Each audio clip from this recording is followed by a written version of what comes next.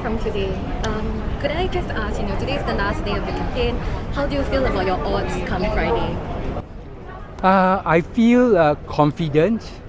I got ground feedback that I did well in the presidential forum.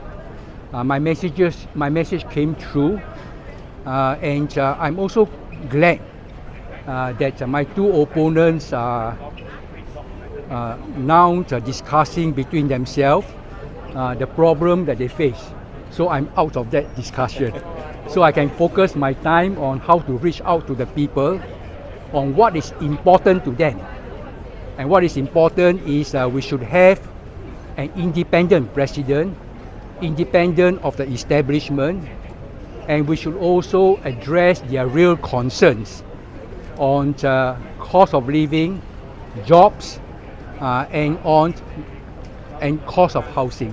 Mr. Tan, why are you asking? I think you asked me. Why did you decide to change from walkabout to giving out flyers? What's the difference? We have always considered the flyers, I call it the micro poster and the mini poster, to be very good, because the people who receive it,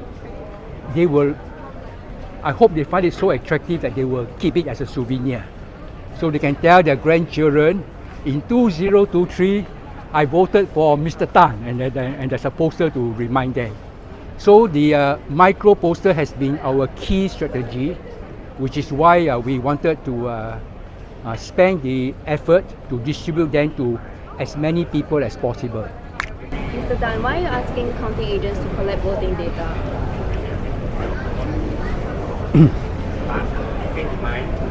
I will skip that.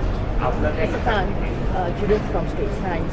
Can I ask you, despite the fact that Dr. Tan and Jise are supporting you privately, yet there are some people who believe that they have changed the PE to a proxy GD. What do you say to that? Their primary concern is to have an independent president elected, and therefore that's the primary concern. And also their concern is based upon what they consider to be best for Singapore.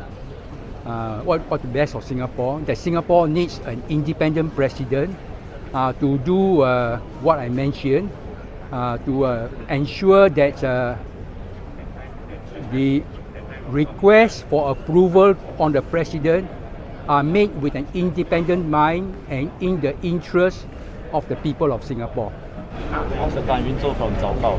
Can you tell us a bit more about the cancellation of the online rally? What was the conflict of priorities that you faced, and what were the regulations that your team had difficulty complying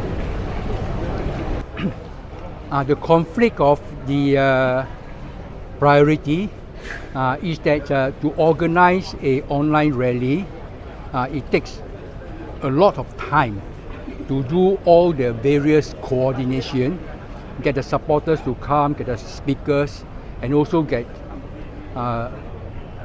and there are quite a lot of regulation. And during the last few days, we do have a lot of trouble getting approval for counting agents, and also a lot of problems with the posters that we put up. So these are the things we have to sort out.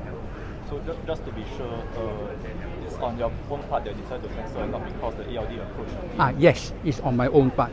The ELD did not ask us to cancel. Anybody else? Mr. Tan, This will be the last one. Okay. Thank you from CNA. Just now you shared your apology about the post, that people may be offended. But when we spoke to you previously, you stood by what you posted. You said there is a small group of people, right? So why this apology to you? What prompted the apology? I'm advised that it's better to apologize rather than to point out that this is a small group. So I take that advice. Okay, that's all. Thank you. We are now going to see I have to ask Alan to give instructions for the next stage. Thank you. Thank you, Mr. Tan.